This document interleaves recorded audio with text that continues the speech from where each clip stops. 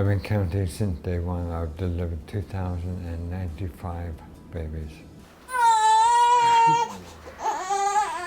And you get to be part of people's lives. It's such an important time. Having logged thousands of miles in these hospital hallways, Ray Spooner is taking the last steps in his clinical practice and planning for a future where he won't likely be able to walk or even talk.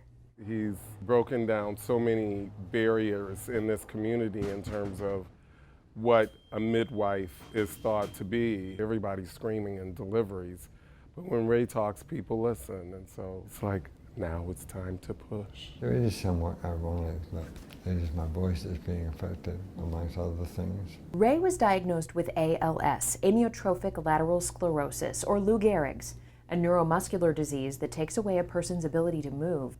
Because of his ALS, he stopped delivering babies and will no longer see patients. He's preparing his family, his home, and himself as the disease progresses. I wasn't going to do it until spring, but the neurologist said, if this is something you really want to do, move it up to this year.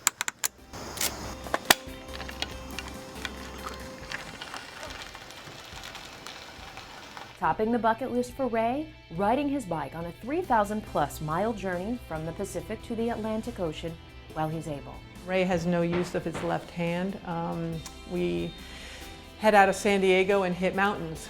You can't just brake with your right hand, so we have a team of people who are working to adapt Ray's bike. Some people get motion sickness.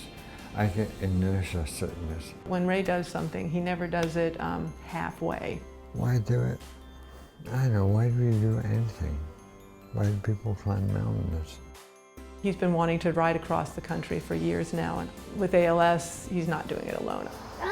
Go! There's two aspects of it. There's the fundraising aspect for ALS and MDA, and also gathering resources just to support the logistics of the ride.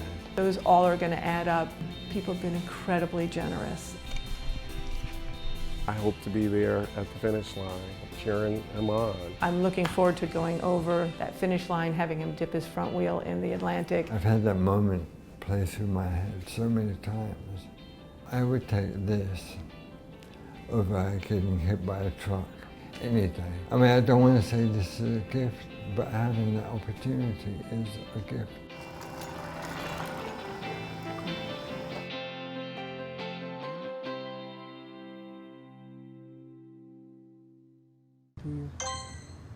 You are looking at Pokemon Go. What you're seeing now is a Pokemon that's called the Hitmonlee that we found out here in Crystal Lake Park.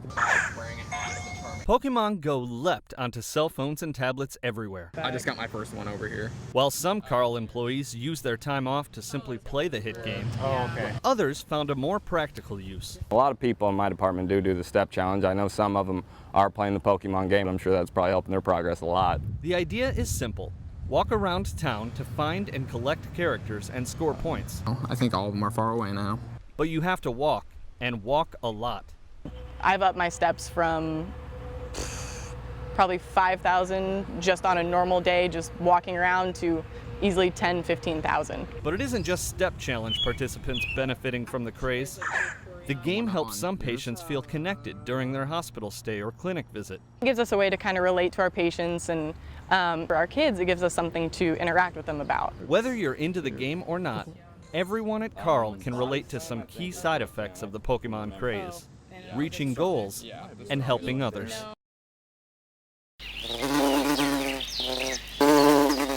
Bees aren't the only thing buzzing around campus.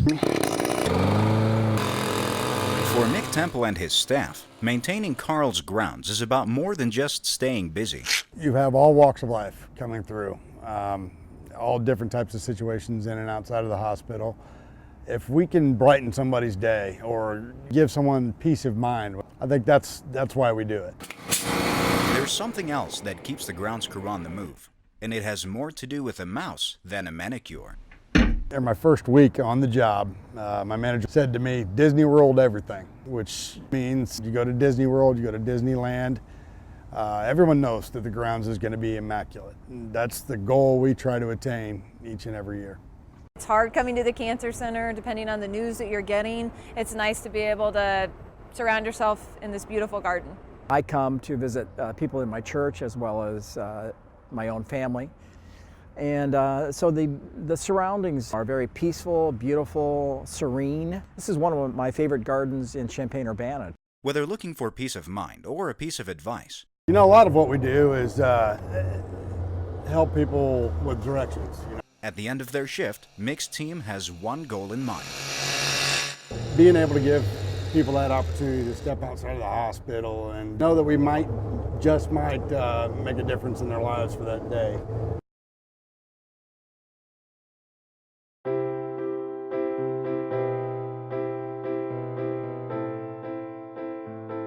It was a difficult thing to hear that, you know, that both the boys are both deaf. It was just an emotional day. I remember coming home and telling the family. We had to all shed some tears. It's a really tough place to be. When you first get the diagnosis, I remember feeling overwhelmed in the sound booth and fighting off the tears.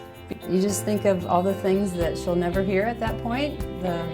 Just think of birds singing and our voices, even someone telling her that you love her. All I could think about was sign language at that point. I didn't know that there was other alternatives.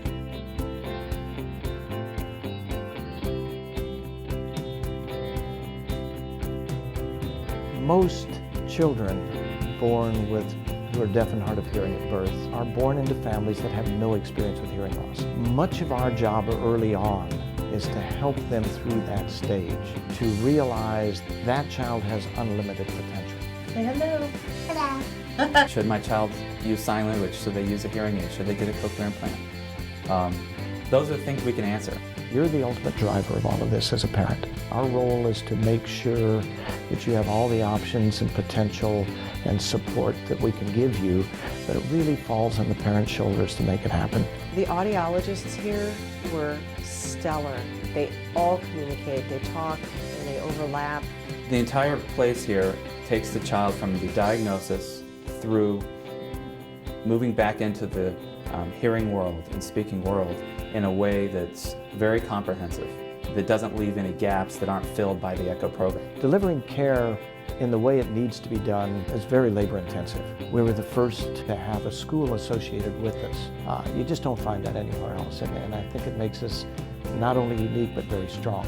Hey, good morning everyone. Happy Monday. It is. Our mission is supporting children with hearing loss and their families. What we do is we see the potential in each child, and we work every day to help children close the gap between their chronological age and their ability to use and understand spoken language.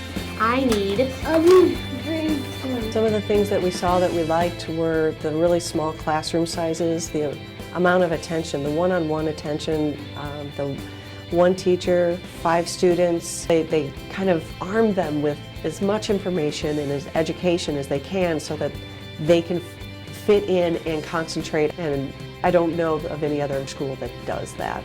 We don't do a lot of hoping. Oh, that's a great goal. I hope that works out. We don't really do a lot of hoping in that way. What we do is we set a plan in place. We ask families where they envision their child, and then we help the family build a plan, build a path to get there. It's nothing short of miraculous what some of these kids can do now. How many friends at school? All right, find someone remembering. There's times where I'll pause. It's the Christmas programs up there singing. It's in the back seat singing Miley Cyrus. Do you guys have a favorite subjects at school? Science. What's your favorite sport? Basketball. Soccer. I think he takes on a leadership role more often now than he ever did. I like tennis, baseball, swimming, taekwondo. I had done taekwondo for a full year. We were very proud of her academic achievement. She is now a Parkland Pathway student, and she does 1 class each semester at the University of Illinois. I'm multi-studying speech language pathology because I love to work with children. If he hasn't got it already, Dr. Novak has a very special award waiting for him someday. We have made a difference. Just come see us, come look.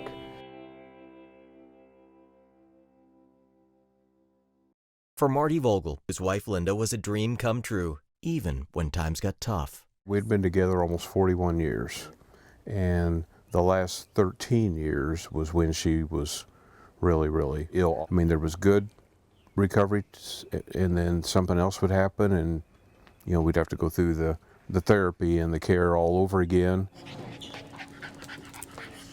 To cope, Marty and Linda reached out to Carl Pet Therapy and made 2 friends they'd never forget. I had a phone call shortly after I started and saying, we have a couple coming in, and the only thing they've asked of us is if they could have a therapy dog.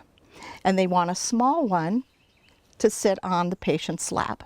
I was very happy that she was having a moment of joy in the midst of all the pain, where she could pay attention to him and forget about what was going on. Cooper was something to hold on to. She never said a word, but she would grab a hold of Cooper either by the scruff of his neck or slip her hands under his collar and hold on so tight. Cooper looked out for Linda, even growling at her doctor once. And he goes, okay, Cooper, I know, I heard her. He said, we're done for the day. Cooper said, we're done. The effect that Cooper had for Linda, amazing. After 5 years of friendship, Linda's pain ended. Marty had a very, very difficult time after Linda passed away because that was his life. When he lost her, he lost himself.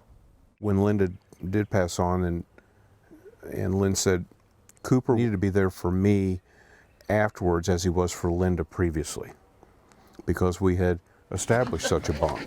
When I'd bring Cooper, I'd just let him loose, and Marty would smile for a few minutes and love on Cooper, and then we'd talk. One day, Marty and Lynn realized they had been given second chances at love. Having a 5-year relationship between the 3 of them, Lynn, Cooper, and Linda, that makes a huge difference. I don't think if that had happened that we would be sitting here today, and we wouldn't be making wedding plans. And it all started with Cooper.